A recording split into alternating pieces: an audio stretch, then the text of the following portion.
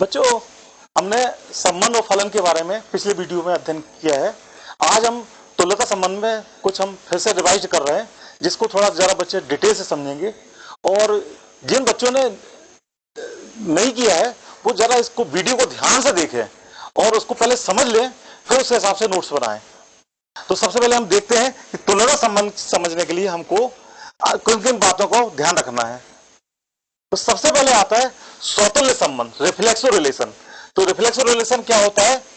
यदि एक समुच्चय एक या एक अवयव ए लेके चलते हैं तो उसके ए जो पेयर है वो भी आर में हो, यानी इसका मतलब होता है कि यदि हमने एक अवयव ए का लिया तो ए का संबंध स्वयं के अवयव से हो।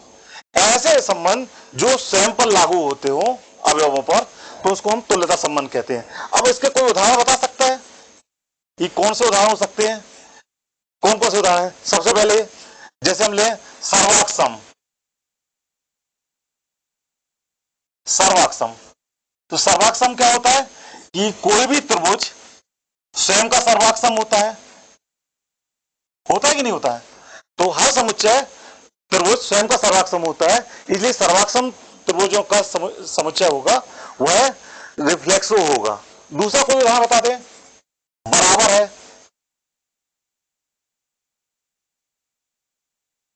कोई भी संख्या स्वयं के बराबर होती है, तो अगर हमने बराबर संख्याओं का समुच्चय लिया है तो वह स्वतुल्य होगा।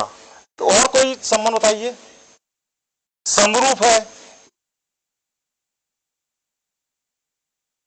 समरूप है तो कोई भी एक त्रिभुज स्वयं का समरूप होता है। चौथा समानांतर है, एक लाइन स्वयं के समानांतर होती है, तो समानांतर का केस भी स्वयं पर लागू होता है। और कौन सा हो सकता है? और कोई संबंध? तो ये सभी उदाहरण जो है इन पर स्वतुल्य का संबंध लागू होता है।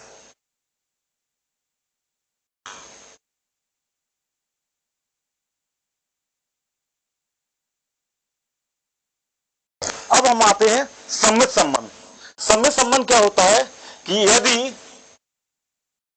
ए का संबंध बी से हो तो बी का संबंध ए से हो, या हम ऐसा कह सकते हैं कि A B belongs to R तो b a belongs to R. तो इसके उदाहरण कुछ बता सकते हैं? और कौन से उदाहरण हो सकते हैं? पहला है सर्वाक्षम। सर्वाक्षम के लिए कैसे करेंगे कि यदि एक त्रिभुज सर्वाक्षम है दूसरे त्रिभुज से तो दूसरा त्रिभुज भी सर्वाक्षम होगा पहले त्रिभुज से। तो सर्वाक्षम का नियम जो होता है वो सम्मित होता है। दूसरा उदाहरण देखेंगे, कौन सा हो सकता है? लंब। लंब है तो हम देखते हैं कि एक लाइन लंब है यदि दूसरी लाइन पर, तो दूसरी लाइन भी लंबा होगी पहली लाइन पर, तो लंब का नियम भी सम्मित संबंध होता है। तीसरा कोई बताएंगे? बराबर है तो एक संख्या दूसरी संख्या के बराबर है तो दूसरी संख्या y भी x के बराबर होगी, तो इसमें भी सम्मित का नियम लग रहा है। और क्या हो सकता है? समरूप भी हो सकता है। समरूप, समरूप का नियम, तो समरूप में एक त्रिभुज समरूप है दूसरे त्रिभुज से तो दूसरा त्रिभुज भी समरूप होगा पहले त्रिभुज से। तो ये बहुत सारे उदाहरण हैं, ये सारे जो संबंध है वो सारे संबंध सम्मित होंगे।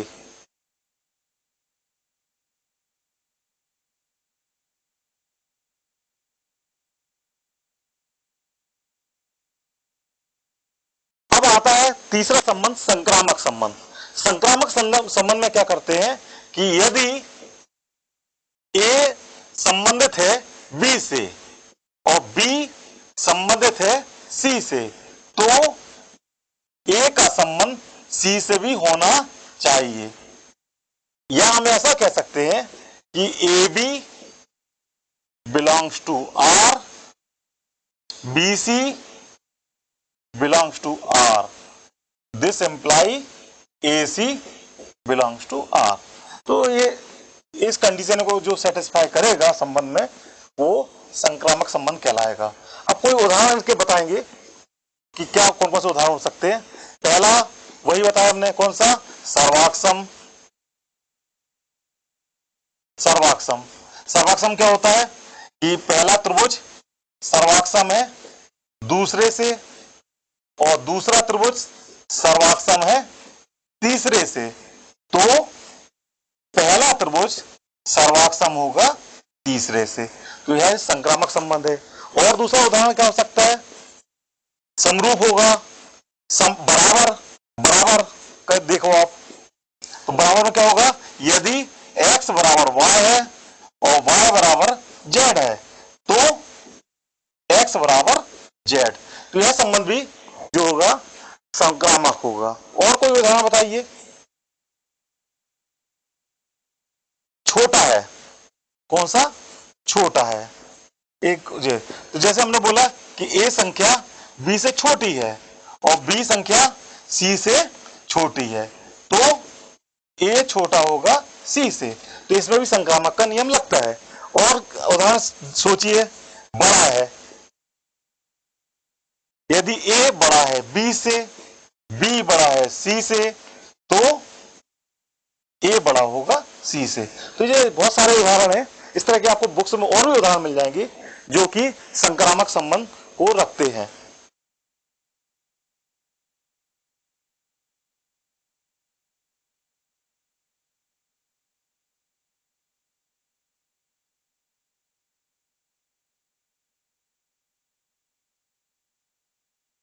अब हम तुल्यता संबंध की बात करें तो तुल्यता संबंध क्या होता है, वह संबंध जो तीनों संबंध रखता हो, स्वतुल्य भी हो, सम्मित भी हो और संक्रामक भी हो। तो एक संबंध R तुल्यता संबंध होगा, संबंध होगा यदि R स्वतुल्य हो, दूसरा R सम्मित हो और तीसरा R संक्रामक हो। तो यदि तीनों संबंध हो तो ऐसे संबंध क्या कहलाते हैं, तुल्यता संबंध कहलाते हैं।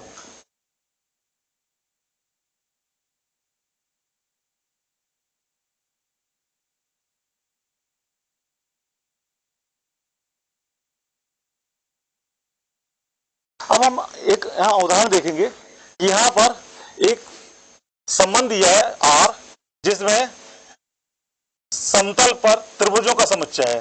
तो दो त्रिभुज दिया T1 T2, T1 सर्वाक्षम, T1 और T2 क्या है, सर्वाक्षम है।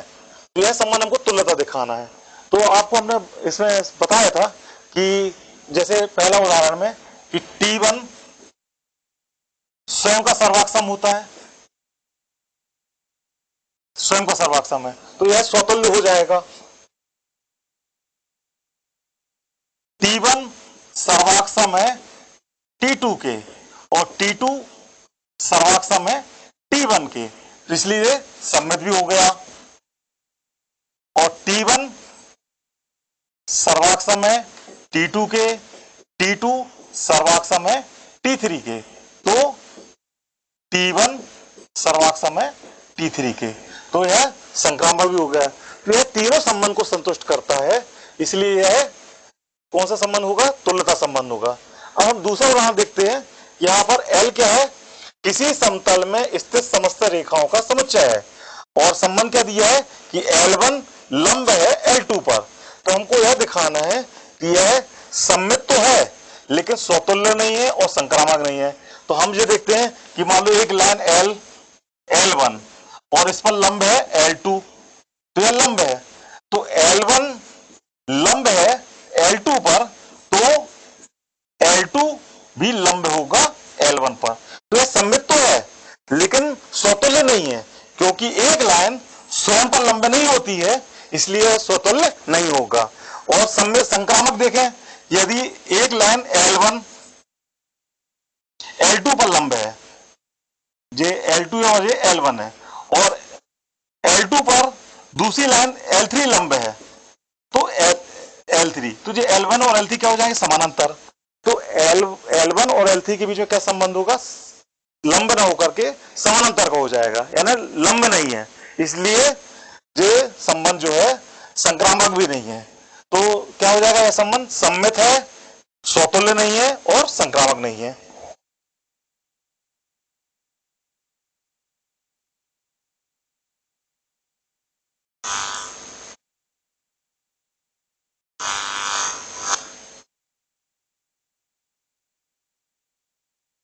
अब हमने एक उदाहरण, अगला उदाहरण देखेंगे। इसमें एक समुच्चय दिया है जिसमें 3 अवयव दिए हैं, 1 2 3, और संबंध दिया है जिसमें ये पेयर दिए हुए हैं। तो हमको यह दिखाना है कि स्वतुल्य है लेकिन सममित भी नहीं है और संक्रामक नहीं है। तो स्वतुल्य के लिए हमने देखा कि इसका कोई भी अवयव लेके चले, एक लेके चले तो स्वयं पे संबंध दिख रहा है 1 1, 2 पर देखते हैं 2 और 2 स्वतुल्य संबंध दिख रहा है, 3 का 3 पर संबंध है, स्वतुल्य दिख रहा है। तो यह संबंध स्वतुल्य है।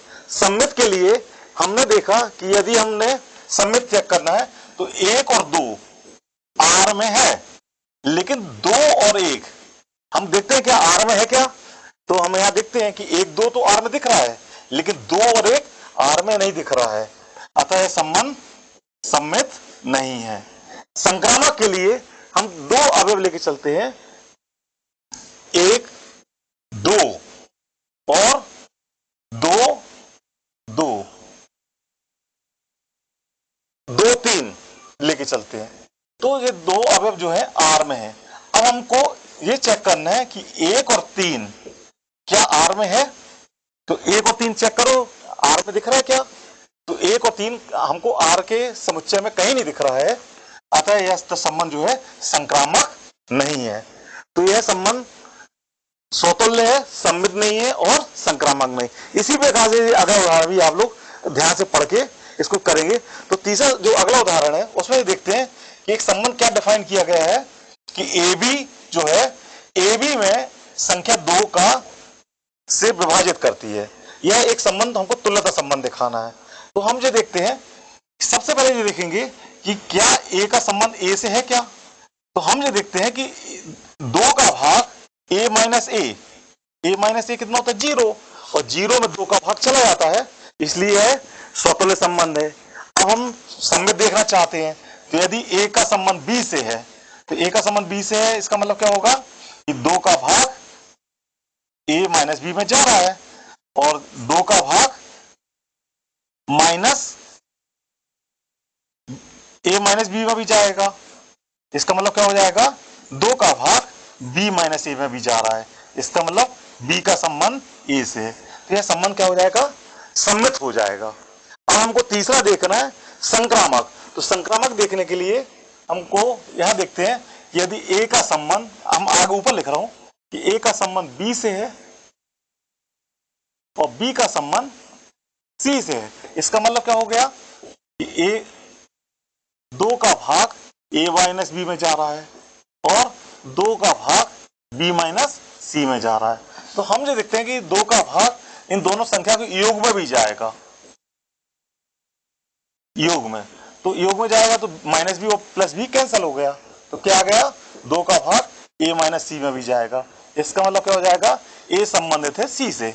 तो तीनों संबंध है, यानी सममित भी है, स्वतुल्य भी और संक्रामक भी, इसलिए संबंध तुल्यता संबंध रखता है।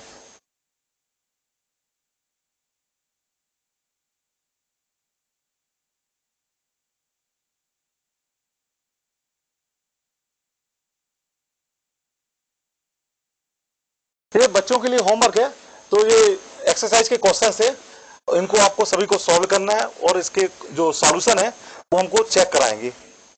इनको नोट कर लीजिए सभी बच्चे।